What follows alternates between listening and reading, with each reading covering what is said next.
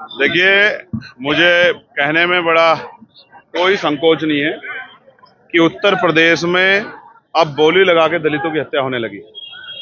यहाँ की जो घटना है वो बहुत डरावनी है। किस तरह से चैलेंज करके एक 22 साल के बच्चे की हत्या कर दी गई। उसके माँ बाप ढूंढते फिरते रहे। थाने के संबंधित अधिकारियों ने लापरवाही बरती, जिसके कारण आज वो बेटा हमारे बीच में नहीं। और तो और जो आरोपी था उसको इतना समय मिला कि उसने आराम से सरेंडर कर दिया, पुलिस को गिरफ्तार नहीं कर पाई। ये पुलिस का इतना बड़ा फेलियर उसके साथ। और वो सातिर इतना है, जिसको जुनैल बताया जा रहा है, वो इतना सातिर है कि उसने 5 अन्य लोगों के नाम ले दिए कि ये मेरे साथी थे। बाद में पुलिस का जानकारी में अपनी जो कार्रवाई है, अपनी जांच में मानना है कि वो 5 लोग उसमें नहीं थे, ये उसने किसी और मंशा से दिए।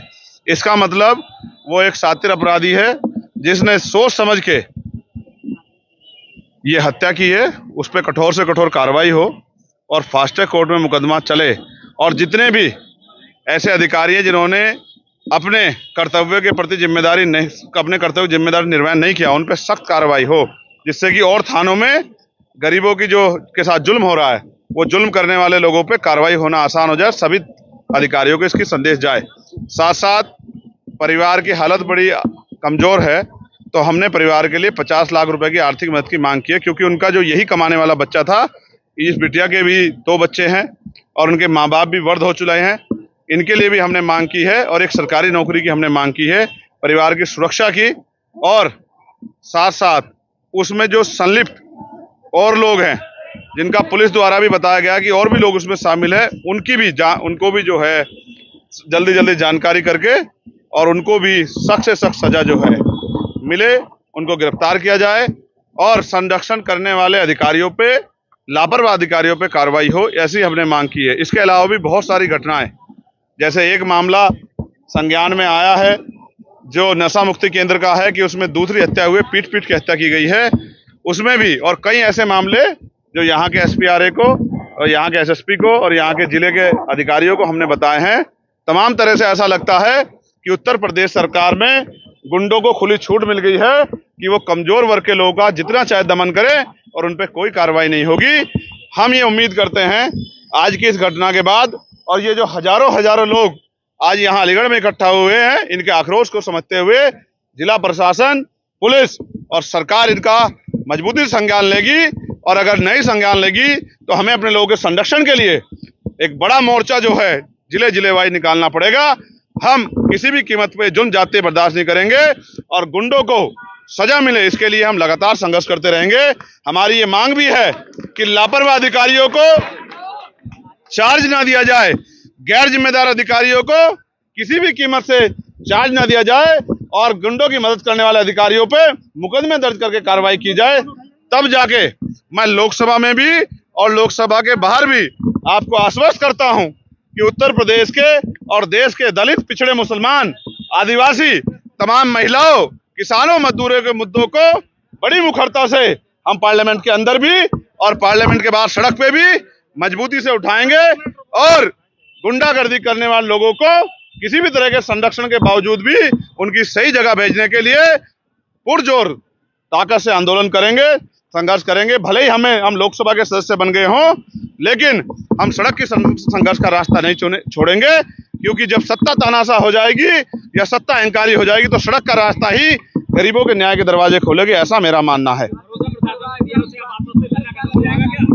देखिए, पीड़ित परिवार, देखिए एक प्रोसीजर है और हमने प्रशासन से बात की है, वो कुर्सी पे हैं, ऑन चेयर होने के कारण उन्हीं को काम करना है।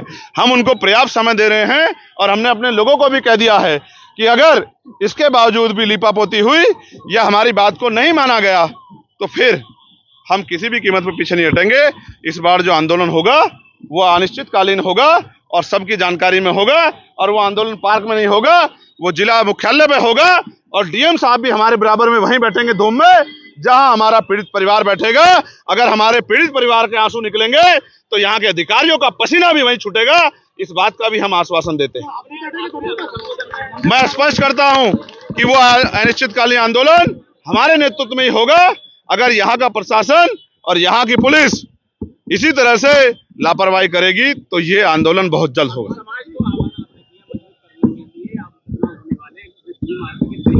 मैंने अपने लोगों से ये आग्रह किया है कि ये लोग भी बहुत मजबूत हैं, पहरेदार हैं और महापुरुषों के मिशन को आगे बढ़ाना चाहते हैं। आज इन्होंने अपनी शक्ति बल से ये भी स्पष्ट कर दिया है कि अब ये किसी से झुकने वाले नहीं हैं और डरने वाले नहीं हैं। तो मैं मानता हूं कि आने वाले जो उपचुनाव है, जो खैर का प्रस्तावित उपचुनाव है, 6 महीने के अंदर होना है, मैंने इनसे मांग भी की है कि सिर्फ झंडा और नारे से आगे बढ़ के अब ये उस विधानसभा की बूथ कमेटी, सेक्टर कमेटी, विधानसभा कमेटी तैयार कर लें और एक एक वोट भाईचारा बना के आजाद समाज पार्टी के समर्थन में लेकर आए। और जो आवाज जिस तरह इन्होंने दिल्ली में अपनी आवाज पहुंचाई है, तो अगले 6 महीने के अंदर उत्तर प्रदेश की असेंबली में भी इनकी एक मजबूत आवाज जानी चाहिए, जो यहाँ के कमजोर और हक वंचित समाज के लोगों से, यहाँ की सरकार से आंख में आंख डाल के सवाल पूछ सके। ये पार्टी का इशू है, मेरा इशू नहीं है। पार्टी के नेता खड़े हैं, मंत्री जी खड़े हैं और प्रदेश अध्यक्ष जी और जिले के मंडल के लोग हैं, इनका फैसला, मैं तो वर्कर। एक सेकंड,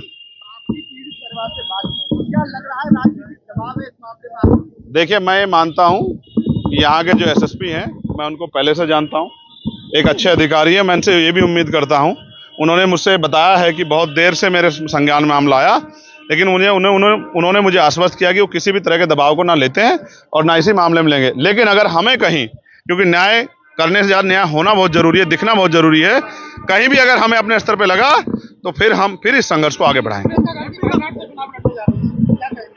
बधाई हो उनको।